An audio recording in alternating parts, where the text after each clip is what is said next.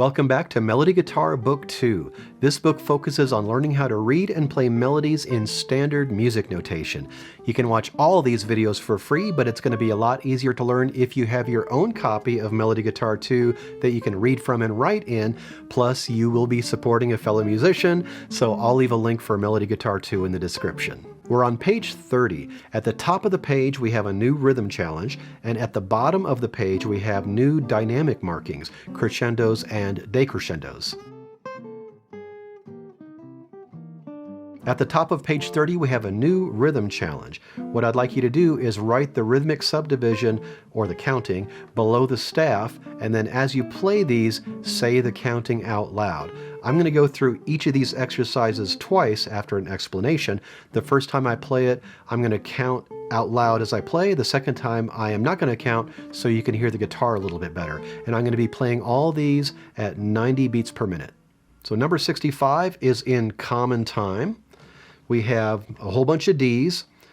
Counting is 1 and 2 and 3 and 4. 1, 2 and 3, 4. So make sure you're muting on beat 1 and on beat 4. Since the D has a finger down, you can mute simply by relieving pressure from the string with your finger. Don't take your finger off, otherwise you might get a little pull off like that. So that's the first two measures. The last two measures, I should say, we have some eighth notes, and we have an eighth note rest to watch out for. We have 1 and 2 and 3 and 4. 1 and 2, 3, 4. Now watch your picking direction in that third measure. We have down, up, rest, up, down, up, down. We want to be plucking downward on the downbeats and upward on the upbeats, or the ands. And now let's play it. 1, 2, 1, 2, 3, 4. 1 and 2 and 3 and 4. 1, 2 and 3, 4. 1 and 2 and 3 and 4. 1 and 2, 3, 4. Now second time. 1, 2, ready, go.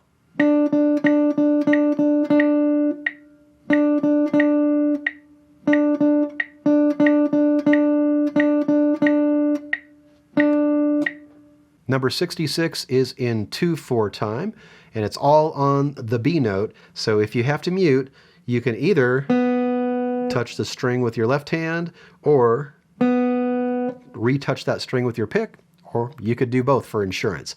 Let's go over this counting.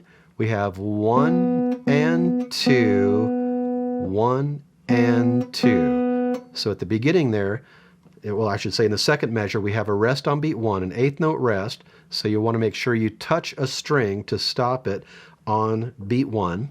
And then that second note of the measure is on the and of 1, so that's going to be picking upwards. So that's going to be at the very beginning, 1 and 2, rest, up, down. Then the third measure, 1 and 2 and rest, up, down. So that's the same as we had in the second measure. Then 1, 2, and again we have rest, up, down. 1 and 2 and rest, 2. And now let's play it. 1, 2, ready, play. 1 and 2, 1 and 2, 1 and 2 and 1 and 2, 1, 2, 1 and 2, 1 and 2 and 1, 2. And again without my talking. 1, 2, ready, play.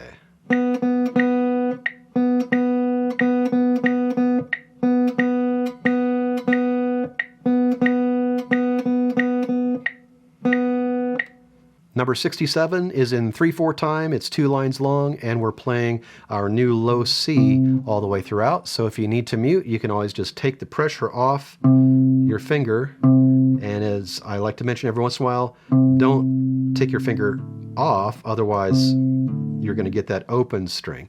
And you could also just retouch the string with your pick. So let's go over the counting.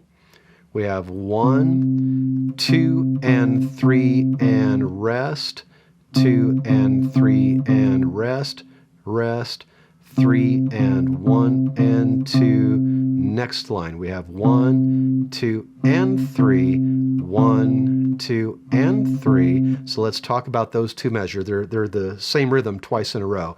We have beat 1 is just playing. We have a rest on beat 2, and then we have another C on the and of beat 2, that 8th note. Make sure that's going to be up. So that's going to be 1, rest, up, down. And the second measure of that line, same thing. 1, rest, up, down. And then going on, we have 1 and 2 and 3 and 1, 2, 3. Making sure, again, you mute on the rests. Let's go ahead and play this one. First time counting out loud. 1, 2, 3, 1, ready, play. 1, 2 and 3 and 1, 2 and 3 and 1, 2, 3 and 1 and 2, 3, 1, 2 and 3, 1, 2 and 3, 1 and 2 and 3 and 1, 2, 3. And again, without the talking, 1, ready, play.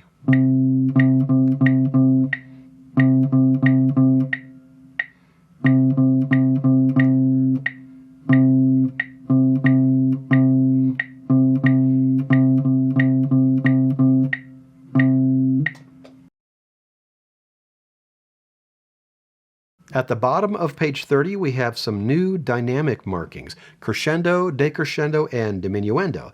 Crescendo means to gradually start playing more and more loudly, and you can see the abbreviation for crescendo right there. Decrescendo is the opposite. That means to gradually start getting softer and softer, and you can see the abbreviation there as well. Diminuendo is the same thing as decrescendo, gradually playing more and more softly. The abbreviation is DIM, and in my books I use the diminuendo marking all exclusively just for consistency, but you will see that decrescendo marking in other music, so just be aware of that.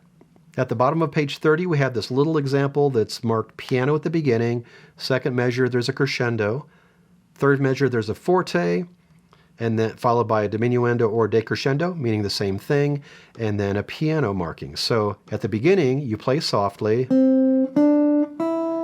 Then we see a crescendo marking. We don't get louder right away. We gradually get louder, and we hit our peak when we reach that forte. And then we gradually get softer. We don't get soft right away. Just over the course of that measure, we get softer until we reach that piano dynamic marking. A lot of times those crescendos and diminuendos are going to be marked with text. Sometimes you'll see a little graphic, and these are called hairpin markings. And when the lines get a little further apart, that means you gradually get louder. As the lines grow closer together, you gradually play softer. So the example at the bottom is pretty much identical to the example I just played, except it's marked with those hairpin markings instead of text. Your assignment is to practice the exercises on page 30, and as I always say, make sure you are working on keeping a steady beat by playing along with the video or play to a metronome so you can choose your own tempo. And don't forget to order your own copy of Melody Guitar Book 2. You can watch all these videos for free, but it's going to be a lot easier to learn if you have your own copy of the book that you can read from and write in, so I'll leave a link in the description. Take your time with this, and then when you're ready, I'll see you on page 31. We've got a couple melodies that have crescendo and decrescendo markings.